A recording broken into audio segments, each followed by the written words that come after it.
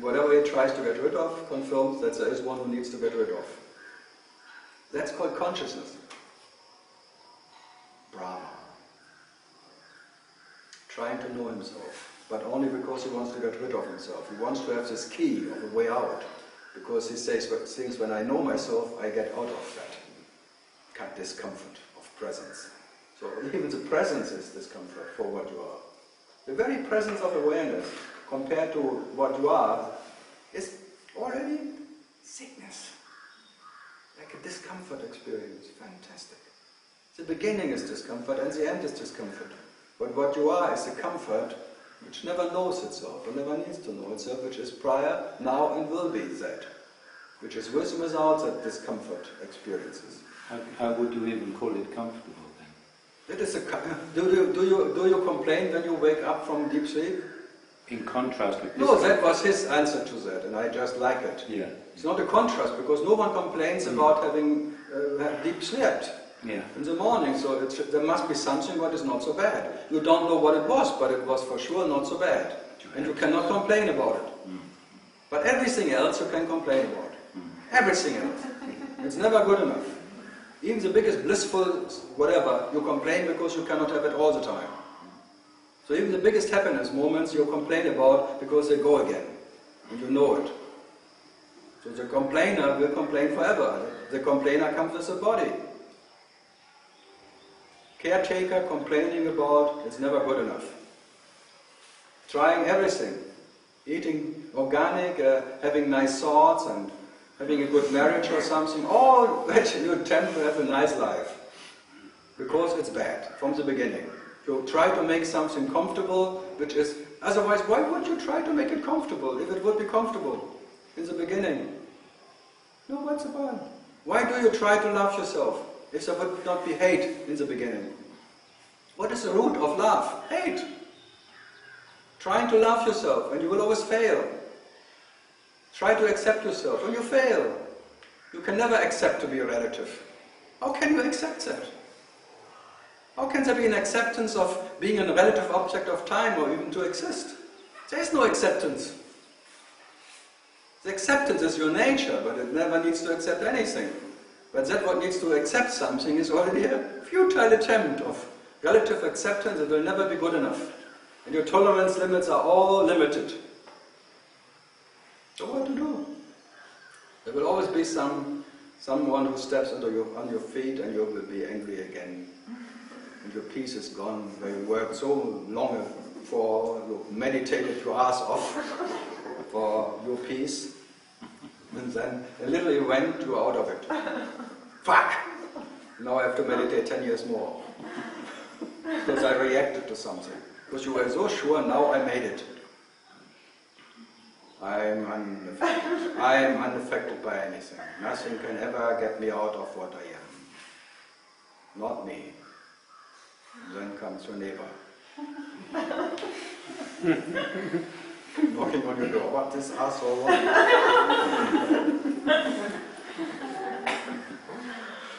It's like a nice joke about two enlightened ones. One enlightened one wants to visit the other one, and knocking on the door.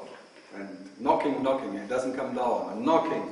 He always says he's always at home. He never gets out. He must be at home. He's enlightened. Bam, bam. So after 1 hour knocking, he comes down. Ah, what do you want? You know I'm not at home.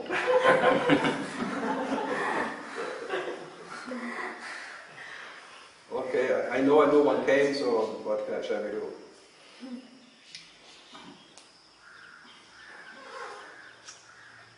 So, what is your goal? My what? Your goal. Goal. Goal. I'm not even playing the football game, but the goal. Goal I don't have. But I suppose the mind always goes to when we talk about the absolute, what you are, whatever name you give it, you know conceptually that it's absolutely unexperiencable, unknowable. No, I would say you cannot not experience it. Yeah. It's an absolute experience of existence. No, of that existence will never experience itself. Yeah. It's an existence which is cannot exist, not experience itself. So that's that absolute being which is not an experience of being. So you cannot not experience what you are. You are it. And by being it, that is the absolute experience. Being the absolute experiencer. And it's uninterrupted. Without that, what is never, never, without that absolute experience that you are, there would not be any phantom experience or anything. So, in that comfort you are, you never left. But now you give attention to that little phantom God. And because you fall in love. You fell in love with that first sight. And now you care about that, what happens to him maybe out of your loving, caring being. Yeah, it's just that it seems to remain always as an incomprehensible, unreachable concept. No one can do that. Because it's only known to itself. Yeah, but no one can do that. That's why I talk about it, because in that you cannot exist as upaha. Yeah. There is no upaha in what you are. Yes. Upaha is just a fleeting shadow who is experienced by what you are, not what you are. Yes. So just don't be a shadow of yourself. Is that what is? That what by that the shadow is, but you are not by the shadow, but you cannot get rid of the shadow. So even the light experience is a shadow of yourself. Yeah. So this famous picture of one would want to bury his shadow, digging the deepest hole ever, and then seeing his shadow, and then closing his eyes, and that is meditation technique. And then closing the thing, and then open, and then what he sees first is shadow. You cannot get rid of your shadow. So the whole realization is a shadow experience of yourself. The light you are, you will never experience. So whatever you experience is a shadow experience. So that's why, bloody Jesus, don't be a shadow of yourself. Be that by what everything and nothing is. But itself is not by anything or everything, whatever. When you say be that, what does this mean? You're saying you are that, of course, but what does it mean, be that? Be that means by that there's a questionless existence. Like a selflessness and godlessness and whatever you are, this existencelessness is that peace you're longing for. And only that can satisfy you. Only by being what you are, there's a satisfaction beyond your imagination. Not by this imaginary dream life. This will never satisfy you. That's clear. So if that is very clear, then what else can I point? So you're longing for satisfaction, but you never left it. That's the whole problem. The only problem is that you want to have it. Owning is problem. Ownership is problem. But whatever you can own is, you make shit. You know that. The piece you can own is a piece of shit. The satisfaction you can own is depending on some. This depending satisfaction, you're already fuck it all. So you're fed up with all that attempt. Anyway, I always only talk to people who are already fed up. They tried so many gurus and things, and I like fed up people. They're totally fed up and fucked up, and they have no fuck it all. They're just waking up, oh fuck it all. They go to bed with fuck it all, and they wake up with fuck it all.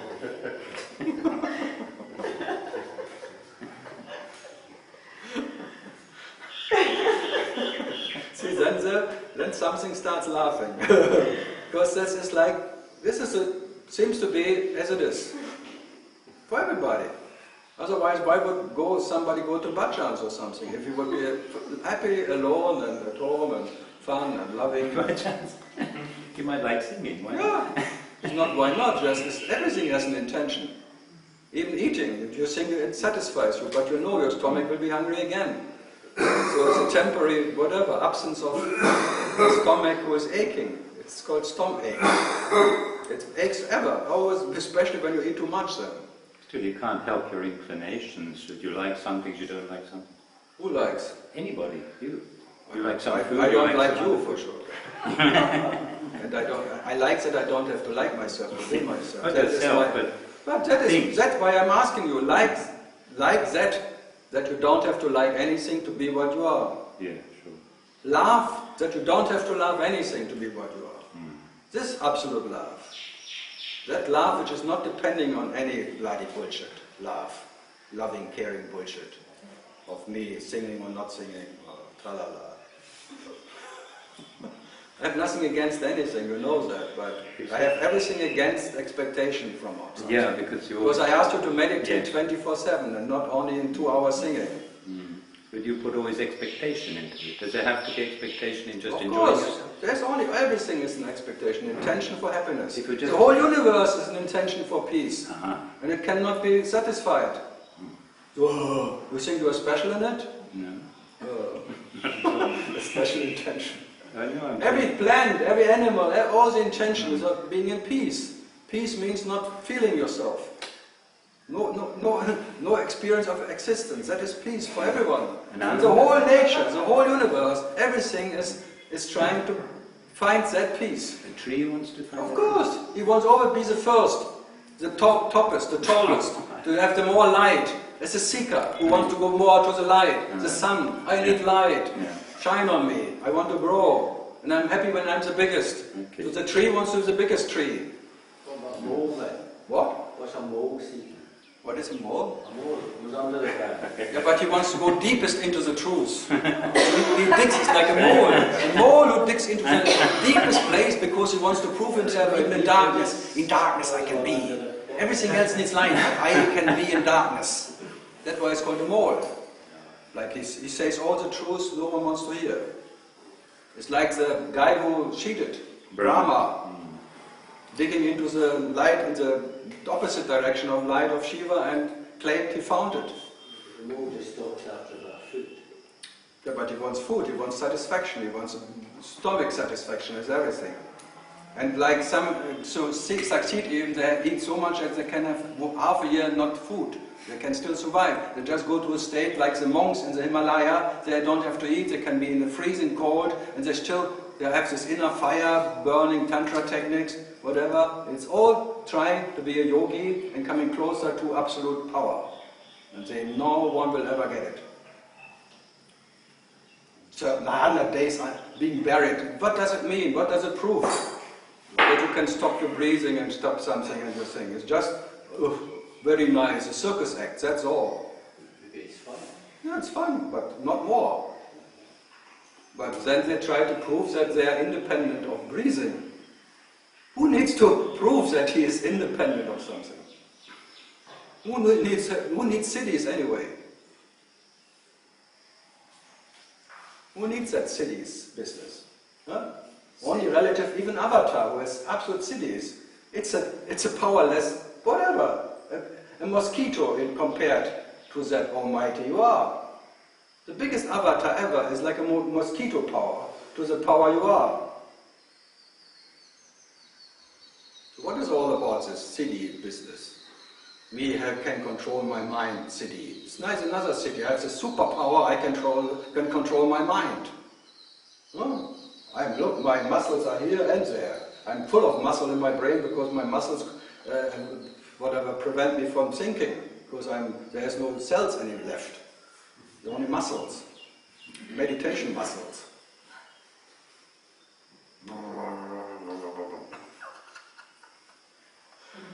It's all fantastic, huh? And thanks God, I tell you, that's all is futile, that's joy. Just in case, okay, but what you are knows already is, it will not work. But let's try, why not? Why not trying? It will not work anyway, thanks God, and praise the Lord, just in case. But try harder. It's like Sisyphus, really. Yeah, I told you this, rolling up the stone to the hill, and every time you enjoy it, and the moment you enjoy it, you raise your hands and the stone is back. So next time you try not to enjoy it when you reach the top. When you reach that what is beyond. But how can you not be full of joy by being what you are? By being full of joy you have no hands anymore. By having no hands the stone rolls down. So you start from the beginning again. But next time I will be quiet when I am what I am. But how can you be quiet? Your joy will overpower you. The joy of yourself will just overpower you. You let go everything. By letting go you forget how, because then you let go. Yeah, and the stone is back. And then you start again, and your laugh is not dead. You look at yourself, your little phantom down on the hill, suffering, so out of your laugh, infinite, without whatever limitless laugh, you put again, trying to pull that phantom stone up the hill.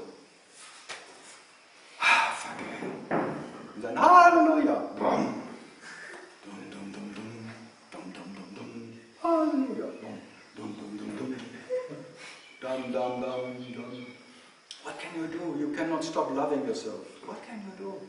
And looking at yourself because you don't know what you are and what you're not. So if this little phantom is not different from what you are, so you start pumping up the volume again. Bum, bum, bum, bum.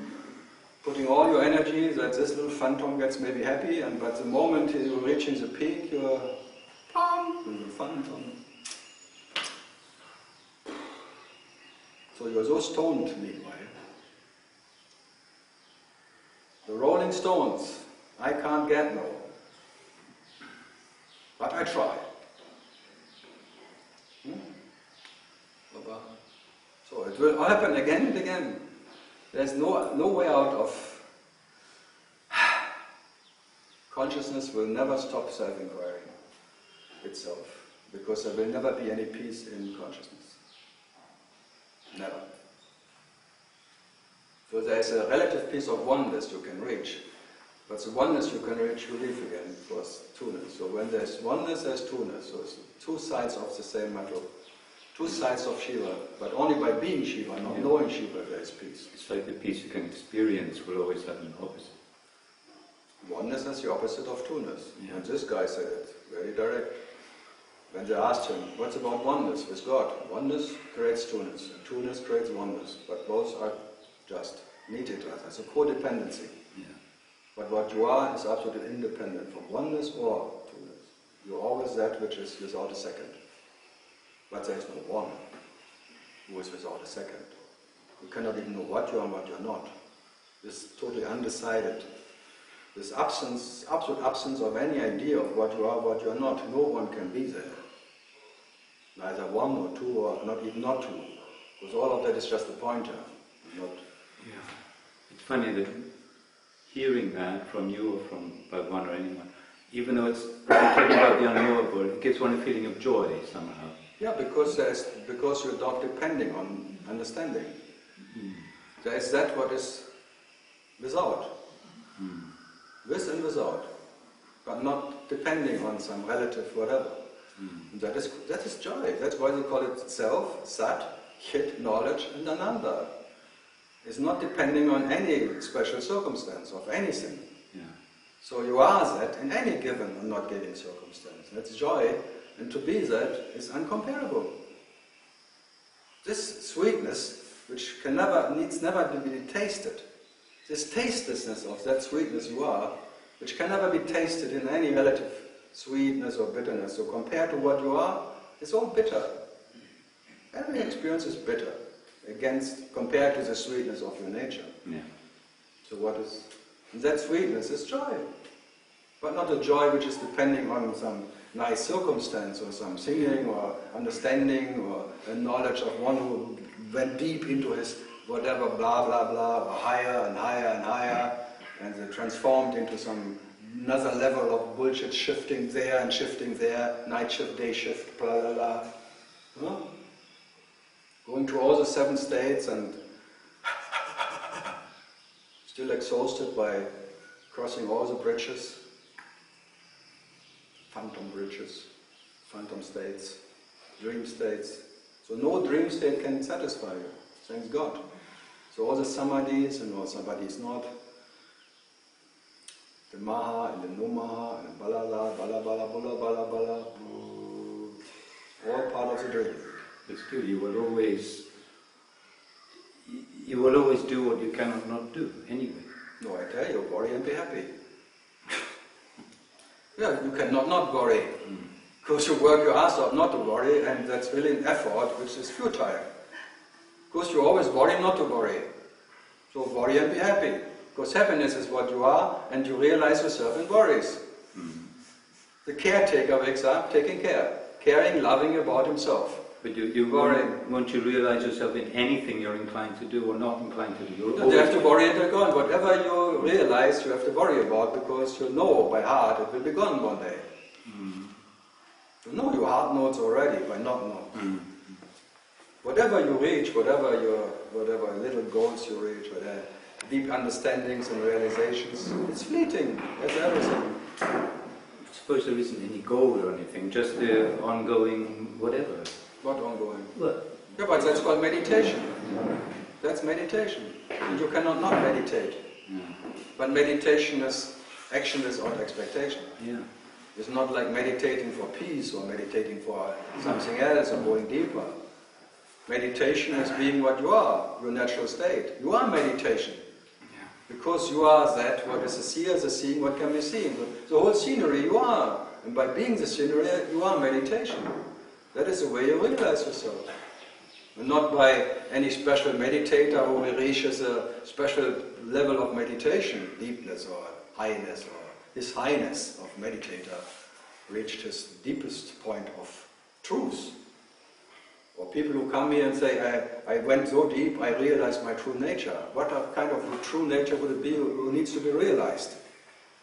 Relative again. But many claim that they realize their true nature. Oh, bravo. I woke up from the dream. Oh, bravo. And you can wake up too. And my business is to wake you up. But me trying to wake you up, I confirm that you are unawakened, I'm awakened. What is kind of bullshit is that? No? That's a purpose. Purpose. Purse gets bigger. Big purpose. So it's fun, just for fun. But the best business ever. All the gurus and things is all in good business. Whoever promised you enlightenment is in good business. And in that, as in the scriptures, Upanishads say, any guru is a devil.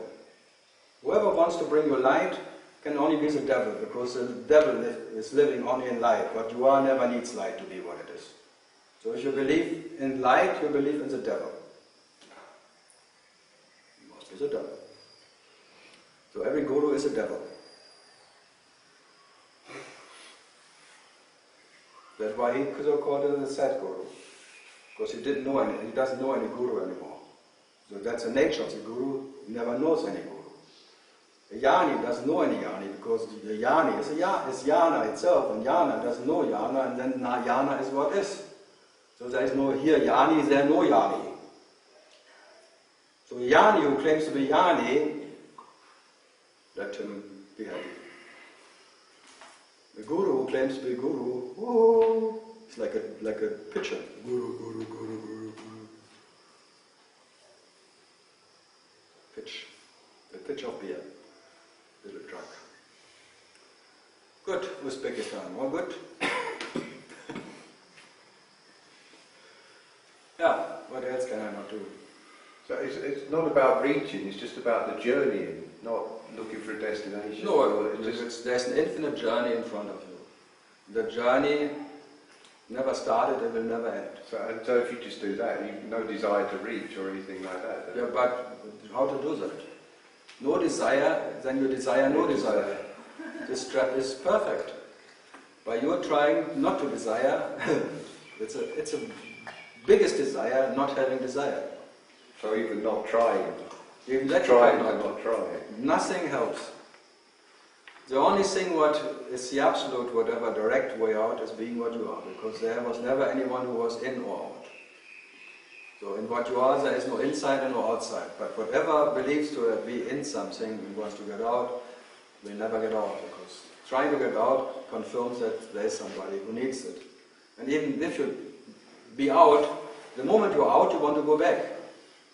Because it's fucking lonely. Well, if you're out, there must it's be fucking lonely there, out there, in space. Like Tom, Major Tom. Space oddity. Then you call your home, how is my wife? Do you still love me? Because you're more interested, like the hermits in the Himalayas, are more interested on the world than the people who live in the world. Internet now. So what? Internet now. Internet, they're still there. They have satellite internet there for whatever. Satellite phones. Good. So, what else? I try my best that you resign from that, because you signed into a universe of bullshit. But you cannot resign. So you have to resign even from trying to resign in. How can it be done? Only by being what you are, which is every night what you are, you resign every night. You're the master of resigning. And every morning you sign in again. So every morning you sign in, you have a sick nature. Because you have a name. You can write your name. That's called a sick nature. A signature. You have to just pronounce it right. A sick nature. Being some shit factory with a name. So what to do? Then you want to heal yourself by eating organic or changing your name. Even from Europe, you all come and getting Upaha and Shiva and Shanti or whatever, trying to get rid of their sick nature there, but you just enter another sick nature.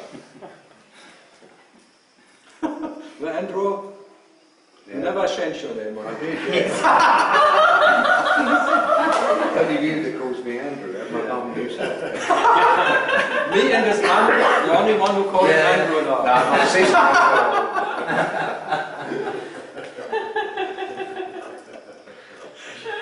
But I am not your father, huh? But, I hope so. You changed your name also? No. I shorten it. I didn't change it, I shortened it. Different. No, it's just for business. I didn't do it for getting a better nature or something. In Australia you cannot sell any painting with Renzi-hausen. They cannot pronounce it. No one buys the name of an artist they cannot pronounce the name. Renz? Okay, Renz, okay. I have a Renz at home. Oh, good. But Renzi-hausen, pronounced Renzi-hausen. Well, they are the Americans always. It needs me was 5 names in the motel. What's your name? Then you have to write it down. Renoir. Huh? Renoir. Kramer. Renoir, the artist. Renoir. Renoir. Yeah, Renoir. Renoir. Whatever rents, like running, you are. Run and be. Like a baby. Everyone, bravo, he can run, he can walk, wow, now you are part of our family because you can walk yourself. Now you can take care about your own shit. You can go to the toilet without me. I helped you into this world. It's quite nasty, huh? Having babies. Yeah, I mean, deep sleep happens by itself, doesn't it, Karl? What? Deep sleep happens by itself because you can't. No, you don't choose the moment that you're going to sleep, or I can't anyway. No, many do that. They take pill. They take a pill. Yeah, without taking a Osho pill. took, laughing at us. It's the same. I think this is like anyway. No. And waking up. No, he took that to avoid the pain as far as. Yeah, but that's the same. You go to sleep. You avoid the pain because you Yeah. feel tired. But what I'm Feeling saying tired is uncomfortable, so you want to sleep because you feel yeah, pain. but, okay, whatever. Yeah, I want to go to sleep because I'm tired, but I can't choose the moment. It just seems to happen. And likewise with waking up, I'm just awake. There's no kind of preconceived idea of waking up. So it seems that all these things just happen, don't they? Not Sleep, awakening. permanent, moment by It's moment, permanent, yeah. just happen. So it's exactly the same, like that. There is no special moment of falling asleep. Now, Yeah. you can even not decide what you decide. Exactly, yeah. If there really would be reality of a thinker, he could think what he would think before he thinks what he thinks. I see That would be the nature of a thinker, but the thinker is just merely a thought followed by another thought. And all the thoughts. But who is thinking the automatically. thinker? Who is thinking the thinker? Yeah, it just seems to be a self-referral program, right? Well, self-made. Self-made. It's all self-made. The self-referral, whole yeah. universe is self-made. Hey, mate. Self-made. Self-thought, self-realized. So the self-realization is not something new or old. It's just the self realizing itself uninterrupted in whatever bullshit. It was all self-understanding, self-knowledge. It was always there. It's not something And new. self-running. It seems to be self-running. It's not even running. There's no running in it. Big selfie. Okay, because running, yeah. The movie you think, which is already shot, is showing itself. Yeah, it was self-running. That's